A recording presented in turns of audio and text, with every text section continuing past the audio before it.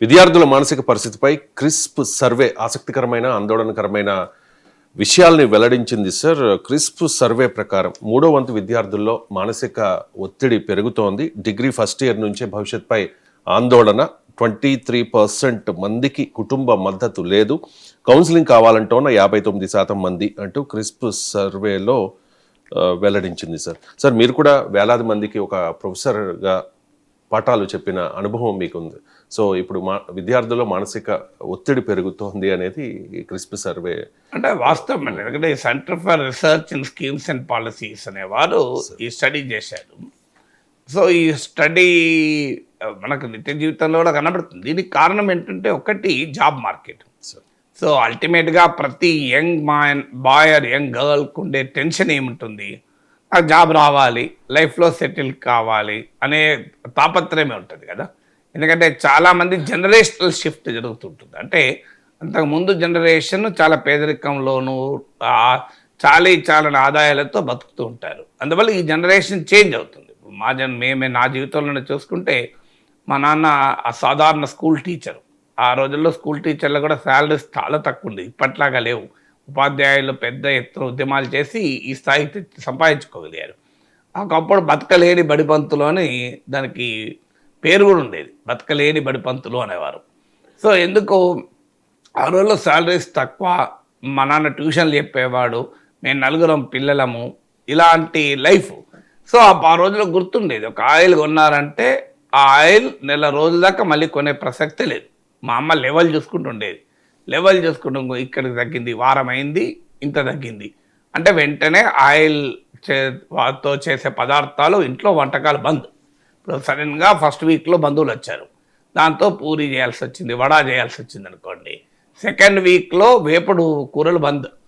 ఒక్కసారి కూడా సెకండ్ వీక్లో వేపుడు కూర ఉండేది కాదు. అమ్మ బెండకాయ వేపుడు చేస్తావు ఇవ్వాలంటే లేదురా, లాస్ట్ వీక్ ఆయిల్ ఎక్కువ అయిపోయింది, ఆ గీత చూడు చాలా ఎక్కువ కనబడతలే, కిందికి వచ్చింది అనేవాళ్ళు. సో అట్లా అడ్జస్ట్ చేసుకునేవాళ్ళు.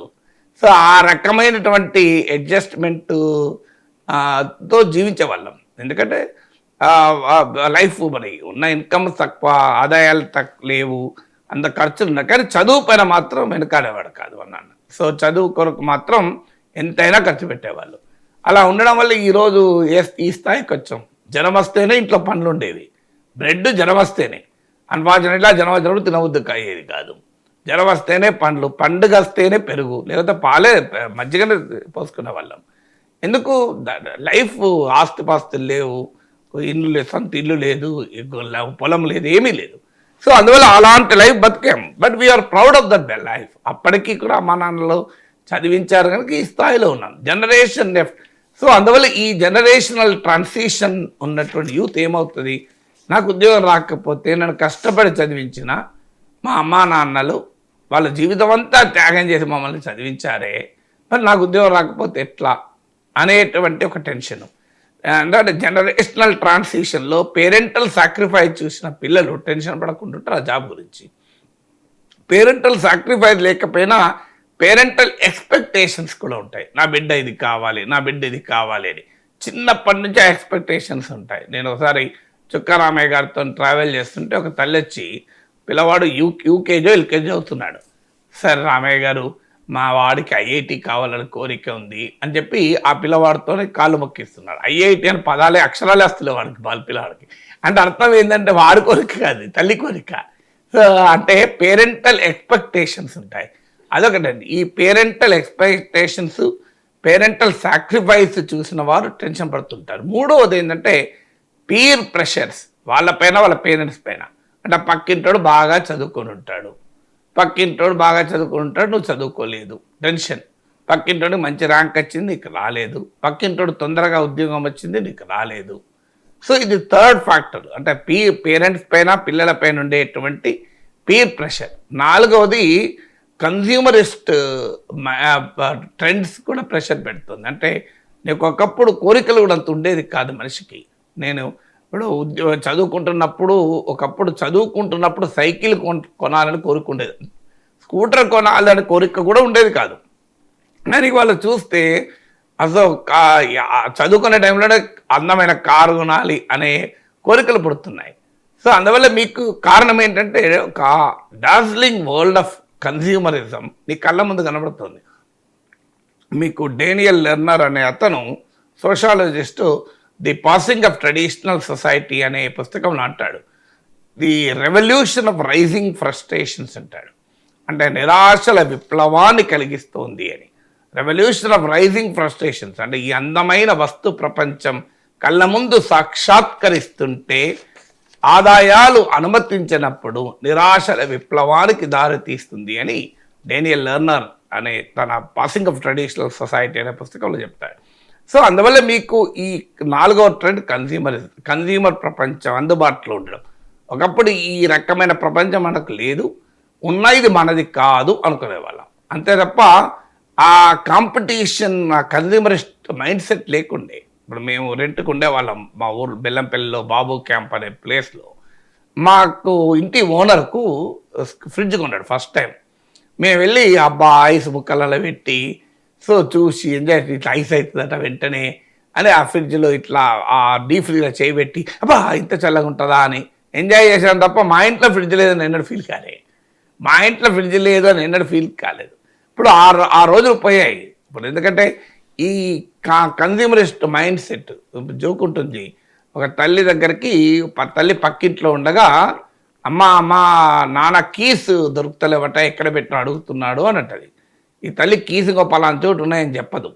రిఫ్రిజిరేటర్ ఉంది కదా, దాని పక్కన మన వాషింగ్ మిషన్ ఉంది కదా, వాషింగ్ మిషన్ పక్కన డిష్ వాషర్ ఉంది కదా, ఆ డిష్ వాషర్ పక్కన మీకు ఫిల్టర్ ఉంది కదా, ఆ ఆర్ఓ ప్లాంట్ ఉంది కదా, ఆర్ఓ ప్లాంట్ పక్కన ఇలా మన ఇది ఉంది కదా డైసన్ వ్యాక్యూమ్ క్లీనర్, ఆ వ్యాక్యూమ్ క్లీనర్ పక్కన డైనింగ్ టేబుల్ ఉంది కదా, డైనింగ్ టేబుల్ వెనకాల ఉంది అని చెప్తుంది.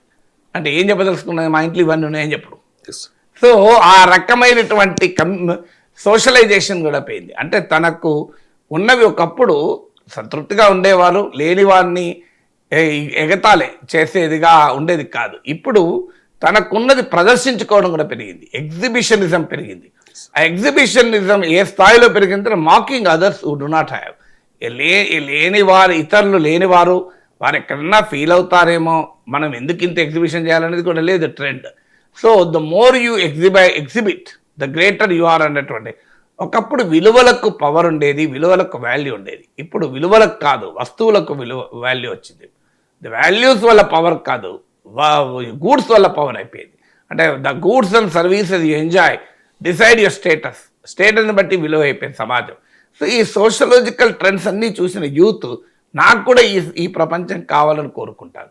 దీనికి భిన్నంగానేమో జాబ్ మార్కెట్ ఉంది. అంటే జాబ్ మార్కెట్ ఏమో క్యావటిక్గా ఉంది.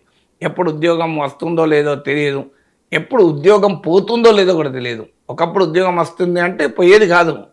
సో ఉద్యోగము ఎప్పుడు పోతుందో తెలియదు. 10 ఏళ్ళు, 20 ఏళ్ళు, 25 years, 30 years బంద్ చేసినాక one fine morning pink slip, నువ్వు యూఆర్ రిమూవ్డ్, ఒక ఈమెయిల్ ద్వారా యూఆర్ రిమూవ్డ్ అంటున్నారు. సో ఈ జాబ్ ట్రెండ్స్ ఎక్కడుండే ఇదివరకు. తర్వాత ఫాస్ట్ మూవింగ్ వర్క్ ప్లేస్ మారిపోతుంది. ముఖ్యంగా టెక్నాలజీ రంగంలో పనిచేసే వారికి ఇర్రెలవెంట్ అవుతుంది. ఇవాళ నాకు వచ్చిన నైపుణ్యం నీకు సంబంధం లేదు.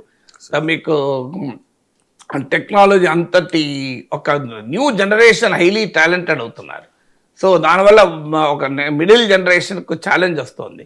తర్వాత మీకు స్కిల్స్ ఉండడం లేదు. ఇప్పుడు మీకు ఎడ్యుకేషను పిల్లల్లో ఎందుకు ఈ రకమైన టెన్షన్ అంటే, మీకు చదువుకునే చదువుకు చేసేదానికి సంబంధం లేదు. మీకు ఎందుకు, ఉదాహరణకు ఎకానమీ ఉంది, ఉస్మాన్ యూనివర్సిటీలో ఎకనామిక్స్లో పిహెచ్డీ చేసిన వాళ్ళు బోలెడు మంది కనబడతారు. కానీ నాకు ఇప్పుడు కావాలి ఎకనామిక్స్లో స్టోరీస్ రాసే వాళ్ళు కావాలి. నాకు I have started my professor K Nageshwar economy and business అని, ప్రొఫెసర్ కె నాగేశ్వర్ ఎక్స్ప్లెయినర్స్ అని కొన్ని సెపరేట్ ఛానల్స్ లాంచ్ చేశాను. నాకు ఎక్స్ప్లెయినర్ కావాలి. ఎక్స్ప్లెయినర్ అంటే ఇప్పుడు ఒక ఇష్యూ వస్తే దాని గురించి ఒక వివరంగా ఒక స్క్రిప్ట్ రాయగలిగే వాళ్ళు కావాలి. ఒక టాపిక్ పైన, ఏదైనా టాపిక్ కానీ, హౌ యూరప్ ఈజ్ డిక్లైనింగ్ అని దాని మీద నాకు ఒక ఎక్స్ప్లెయినర్ రాసి ఇవ్వాలి. లేదు ఎకానమీ పైన ఒక దానిపైన, ఇప్పుడు బడ్జెట్ రాబోతుంది, వాట్ ఈజ్ బడ్జెట్ అని రాసి ఇవ్వగలగాలి. ఇలాంటి వాళ్ళు దొరకడం లేదు. పిహెచ్డీ చేసిన వాళ్ళు కూడా ఎంతమంది రాయగలుగుతారు క్వశ్చన్. అంటే మార్కెట్లో ఒకవైపు టాలెంట్ లేదు, స్కిల్ లేదు, దొరుకుతలేరు మనుషులు. నాకు ఇంగ్లీష్లో యాంకరింగ్ చేసే వాళ్ళు కావాలి, నీట్గా సబ్జెక్ట్ ఉన్న తెలుగు యాంకర్స్ కావాలి, లేరు. సో ఇన్డెప్త్ సబ్జెక్ట్ ఉండి ఇప్పుడు ఇండియా యూరప్ రిలేషన్ మీద మాట్లాడాలంటే భారత్ యూరప్లు ఎందుకు కలిసి వస్తున్నాయని అడగడం కాదు, యూరప్ గురించి ఇండియా గురించి కాంప్రహెన్సివ్గా స్టడీ చేసి అడగలిగేవారు. ఒకవైపు ఏమో స్కిల్ ఉన్నవాడు దొరకడం లేదు, మరోవైపు ఏమో మీకు ఆ స్కిల్ ఆ ఉద్యోగాలు లేవు. So this is the huge gap between the talent and thing. దీనికి తోడు సపోర్ట్ స్ట్రక్చర్స్ లేవు. ఇప్పుడు ఇందులో కూడా ఈ స్టడీలో కూడా మీకు పేరెంటల్ సపోర్ట్ లేని వాళ్ళు చాలామంది, community support, parental support, mentoring అంటే మెంటీస్ ఎక్కువ మంది ఉన్నారు. అంటే సహాయం కావాలి, గైడ్ కావాల్సిన వాళ్ళు, గైడ్ చేసే వాళ్ళు లేరు, మెంటరింగ్ లేదు, మోటివేషనల్స్ లేవు. అందుకే నేను ఈ మధ్య ప్రొఫెసర్ కె నాగేశ్వర్ ఇన్స్పైర్స్ అని ఒక ఛానల్ పెట్టి ప్యూర్లీ పర్సనాలిటీ డెవలప్మెంట్, వ్యక్తిత్వ వికాసం పైనే అందులో పెడుతున్నాను. అంటే దాంట్లో ఎపిక్ టైల్స్, పౌరాణిక కథల నుంచి మొదలుకొని షార్ట్ స్టోరీసు, రీసెర్చ్ స్టడీస్, ప్రముఖుల రాసిన అంశాలు, తాత్విక చింతన, బుక్స్లో చెప్పినవి, ఇలా ఎక్స్పెరిమెంట్స్, సైకాలజీ, ఇలాంటి అనేక ఆస్పెక్ట్స్ తీసుకొచ్చి ట్రైంగ్ టు మోటివేట్, అంటే ఈ ట్రెండ్ను ఈ న్యూ జనరేషన్ మోటివేట్ చేయాలని ప్రయత్నం చేశారు. హూ సక్సెస్ అన్నట్టు మీకు పెద్ద ఎత్తున జనం చూస్తున్నారు. ఎందుకు చూస్తున్నారు? అంత అవసరం ఉంది జనానికి, అంత కావటిక్గా ఉంది లైఫ్, అంత కన్ఫ్యూజింగ్గా ఉంది, అంత టెన్షన్తో ఉంది, అంత అన్సర్టన్ ఉంది. దానివల్ల ఈ ధోరణి మాత్రం పెరుగుతుందన్నమాట నిజం. దానికి ఒక్క కారణం కాదు, ఎడ్యుకేషన్ సిస్టమ్ నుంచి మొదలుకొని సోషాలజికల్ చేంజెస్ వరకు వస్తున్న మార్పులు ఈ రకమైన టెన్షన్స్ కారణమవుతున్నాయి.